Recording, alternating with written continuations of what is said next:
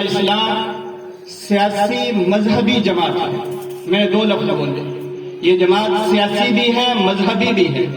مذہب کا یہ عالم ہے کہ اس وقت سب سے بڑی علماء اکرام کی جماعت روئے زمین پر، پوری دنیا پر علماء اکرام کی جماعت جو ہے وہ جمعیت علماء اسلام، جو اس وقت تقریباً 6 سے 8 لاکھ اس جماعت کے علماء جو ہے اس جماعت کی نمائندگی کرتے ہیں. یہ مذہبی جماعت ہے. اس کا مذہب یہ ہے. میں مزید آگے بات نہیں کرنا چاہ رہا. قائد جمعیت مولانا فضل الرحمان صاحب صرف اکیلی شخصیت نہیں ہے، ان کی پشت پر اس وقت پورے پاکستان بلکہ پوری دنیا کے علماء شیخ الحدیث ان کی پشت پر کھڑے. کوئی ایک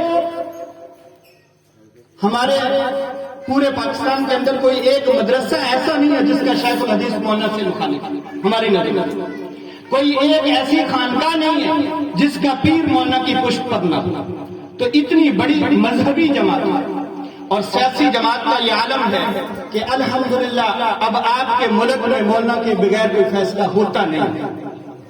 آپ جانتے ہیں اور آپ نے دیکھا ہمارے ملک میں جب میں کہوں گا کہ غیر سیاسی قوتیں جب مسلط کی گئی تو ان کو چھٹکارا دلانے والی ان سے کون سی جماعت تھی؟ وہ جمعیت علماء اسلام کی جماعت تھی.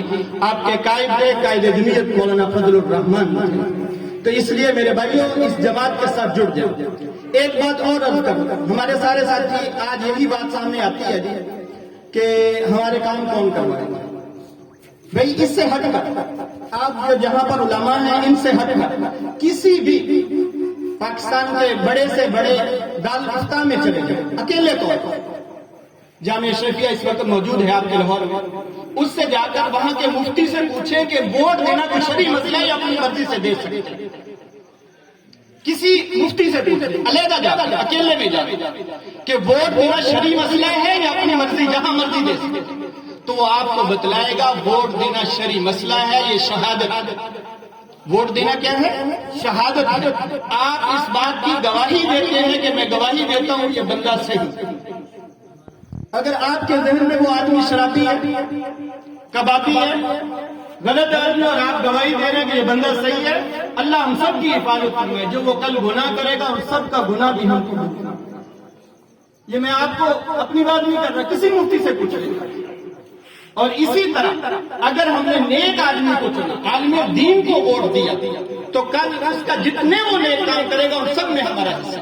یہ کوئی معمولی بات، یہ کوئی معمولی بات. اس لیے میرے بھائیوں آج ہم اگر چاہتے ہیں کہ ہمارے آج ہم نے کیا چھوڑا، ریاست اور مذہب کے درمیان بہت بڑا فاصلہ کر دیا. ہماری حالانکہ ہماری ملک پاکستان جو مارز وجود میں آیا ہے وہ کس نام پہ؟ مذہب کے نام پہ. مدینہ کی ریاست کے بعد پہلا پوری دنیا میں وجود میں آنے والا پہلا ملک پاکستان ہے جو مذہب کے نام پر وجود میں آیا. پاکستان کا مطلب کیا؟ لا الہ الا اللہ. اس لیے ہم یہاں پر. اور آج ہم نے آ کر کیا کیا؟ کہتے نا قومیں جو ہوتی ہیں وہ اپنے بادشاہوں کے مذہب پر ہوتی ہیں. ایک مقولہ ہے، جس طرح کے بادشاہ ہوتے اس طرح کی قومیں ہوتی.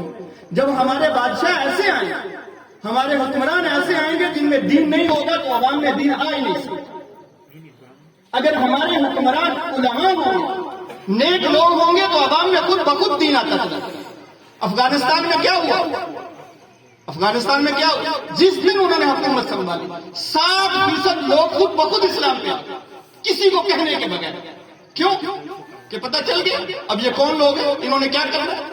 تو اس واسطے آج ہم نے سمجھ لیا نماز کی محنت ہے، ضرور ہونی چاہیے، اس میں کوئی شک نہیں. بے نمازی ہے، بددینی ہے، ہمارا معاشرہ ساری تباہ ہو گیا، سب کچھ خراب ہے. لیکن میرے بھائیوں ہم نے جو جرم بار ہے، پوری قوم جو ایک اجتماعی گناہ کر رہی ہے وہ یہ کر رہی ہے کہ اپنی امیر نہیں چن رہی، اپنی قیادت نہیں چن رہے. ہمارے اوپر یہ گناہ ہے، ہم گناہگار ہیں.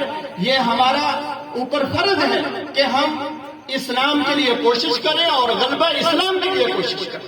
جب تک ہم نہیں کریں گے ہم سب مجرم ہوں گے. اس لیے میرے بھائیوں یہ علماء کو ووٹ دینا صرف ووٹ نہیں، خدا کی قسم یہ غلبہ اسلام کے لیے کوشش ہے. یہ علماء آئیں گے تو اسلام آئیں گے، اس کے بغیر کیسے آ سکتے؟ نہیں ہوگا. اور اللہ کے ہاں ہم سرخرو ہو ہی نہیں سکتے. ہماری ریاست نیچے سے نیچے چلی جائے گی کیونکہ ہم نے کلمے کے نام پر ریاست بنائی اور اللہ کے ساتھ دھوکہ کیا. اب کون لوگ آ رہے ہیں جو بددین ہیں ان کے ہاتھ میں ریاست دے دی تو پھر تو ہم نہیں کامیاب ہو سکتے, ہماری معیشت بھی کامیاب نہیں ہو سکتی جب تک ہم دوبارہ اسلام پر نہیں آئیں. ہمارا لیڈر اسلامی نہیں ہوگا. اللہ ہمیں سمجھ نصیب فرمائے. وآخر دعوانا الحمدللہ.